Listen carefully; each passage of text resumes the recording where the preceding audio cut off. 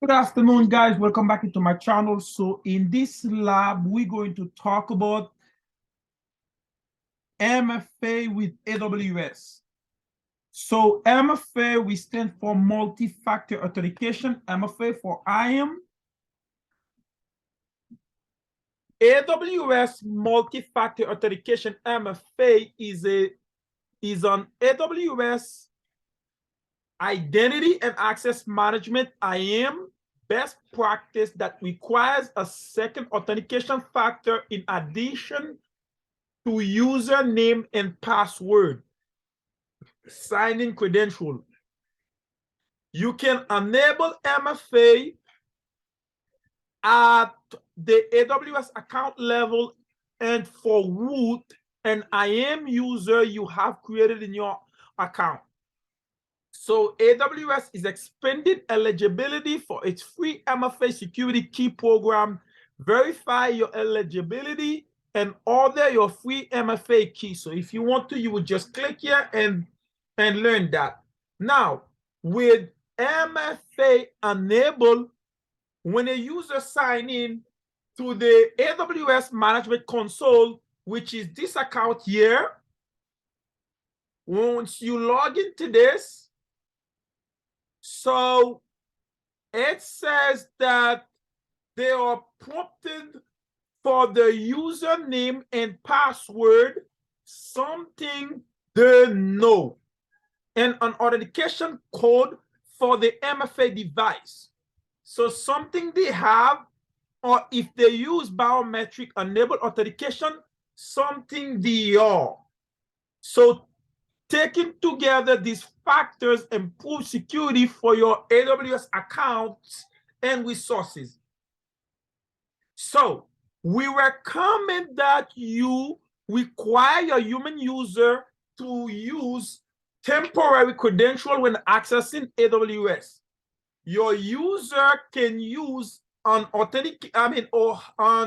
identity provider to federate into AWS when they can authenticate with their corporate credential and MFA configuration. So to manage access to AWS and business applications, we recommend that you use AWS IAM Identity Center. For more information, see the IAM Identity Center user guide. So that's here. Let's just talk about the available MFA method for IAM. So you can manage your MFA device in an IAM console. So the following options are the MFA method that IAM support. So they have a FIDO security key. Security keys. It's like a thumb drive. And they have a virtual authenticator app. So let's read this. It says that the FIDO certified hardware security keys are provided by the third-party providers such as Ubico.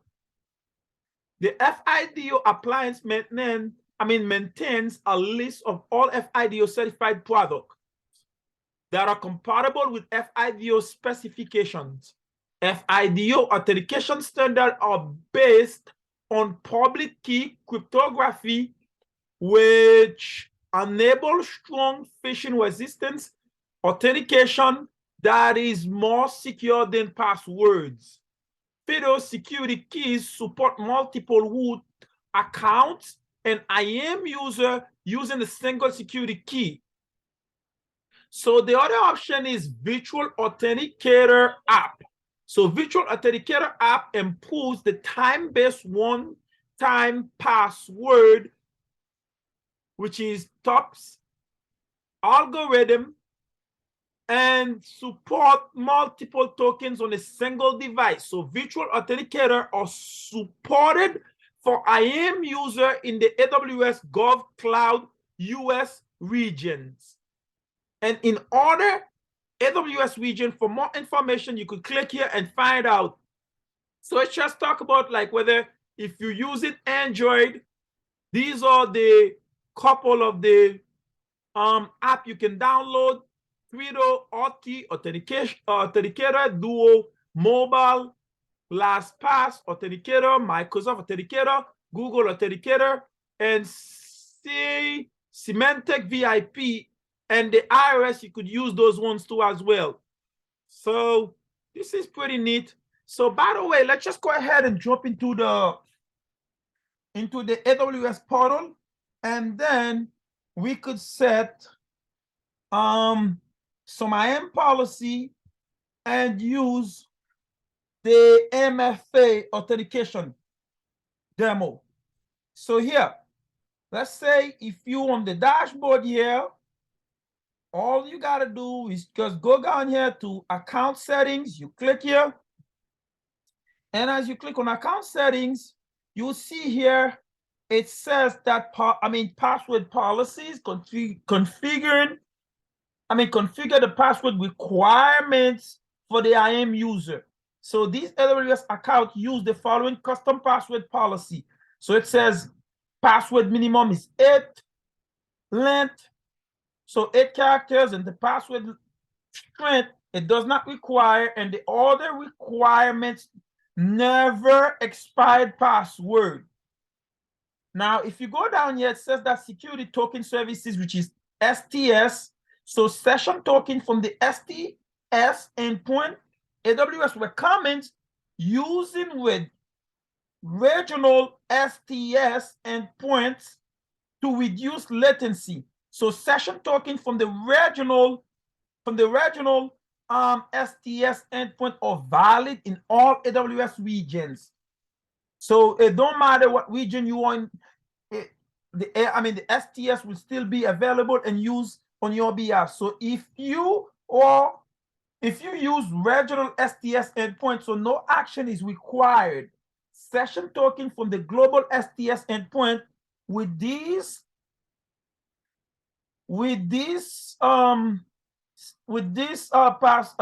website are valid only in AWS region that are enabled by default.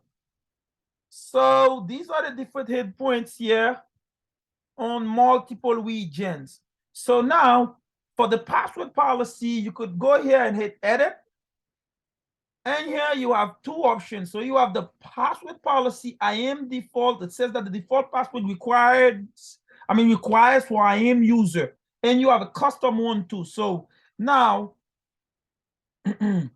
we're gonna be using the custom one, which says that use a customized password policy. So I can click here and I can set whatever length that I want my password to be. It gives you 8 characters by default.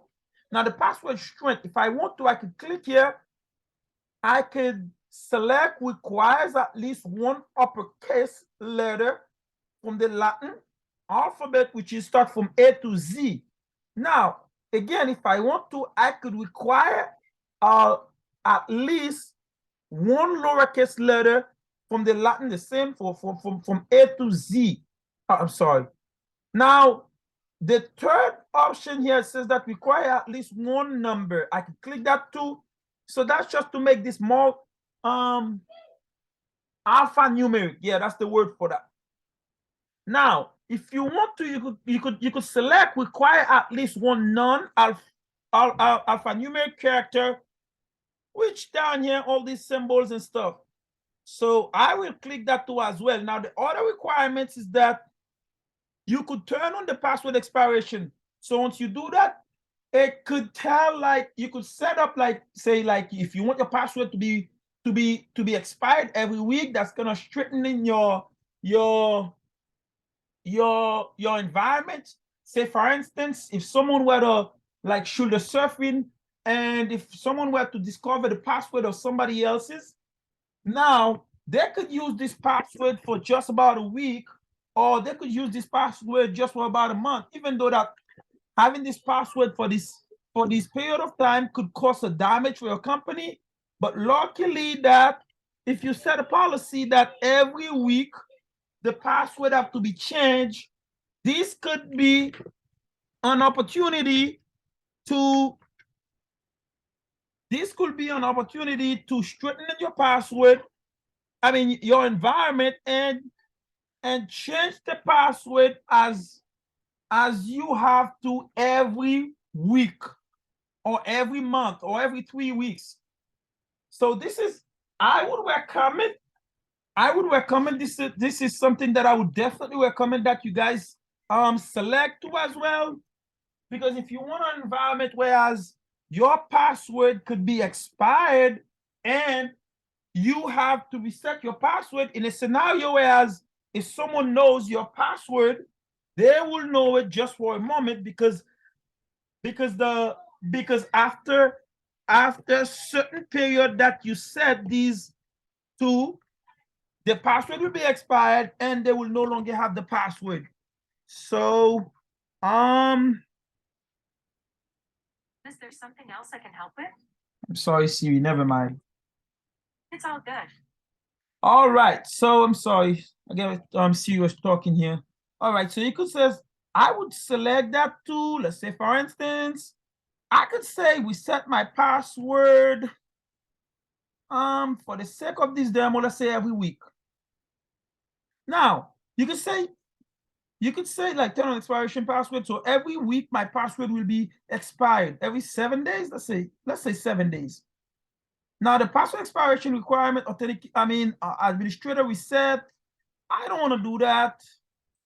Allow users to change their own password. You could do that too if you want to. So it's all optional here. And the last one, it says that to prevent password from reuse. That would definitely be something that I would want to select. To select to as well. Let's go ahead and select all these. And remember, it says need to be between 1 to 24. So prevent password we use. Let me say 7. Now let's go ahead and save changes, set custom. Now we set the account settings for the password policy. Now it says password requirements for IAM user are updated. Now, the other thing that we could do again, we're going to open the MFA, which is the all multi-factor authentication for this account. Since this is the root account, we definitely have to set up an MFA just to make sure that we have multiple ways to authenticate ourselves to know, just like we was just reading down here. It says that something you are and something you know, and see, it says that with MFA enabled, when a user sign in into the AWS management console, they are prompted for their username and password, something they know, and an authentication code from the MFA device, something they have. So I would say this is something they have. The MFA is something you have. Or if they use a biometric enabled authenticator, something they are. So yes, so let's just go back over there and open the multi-factor authenticator. So the way to do that is just to go on your name here and go down here where it says security credential. You click on that, and as you go to security credential, you could just go click here where it says that, okay, the MFA not activated for root user. So the root user for this account does not have multi-factor authentication MFA activated.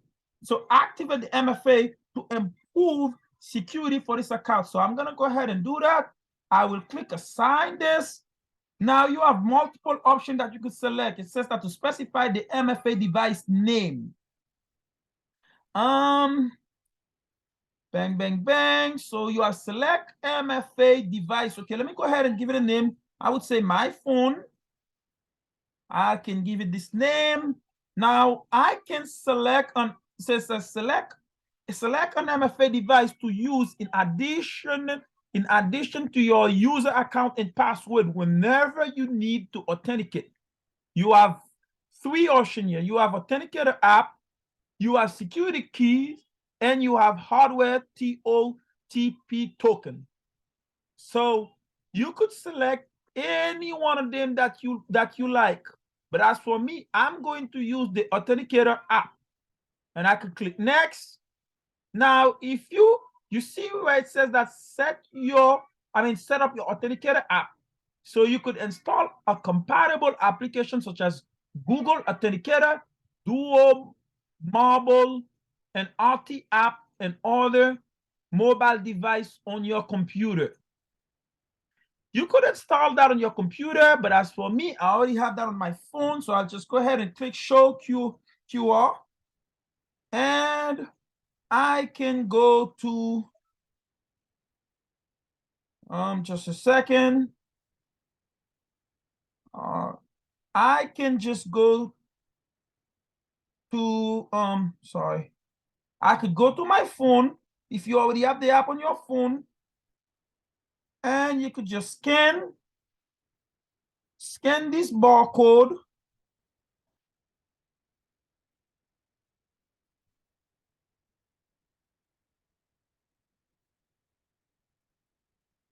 You could just scan this barcode.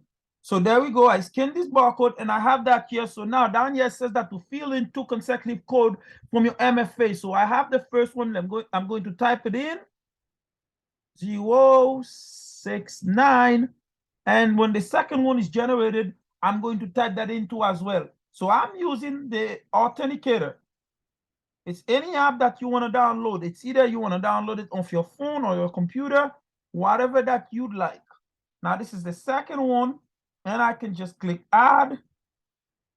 And now you see it says that you can register up to 8 MFA devices of any combination of the current supported MFA types with your AWS account root.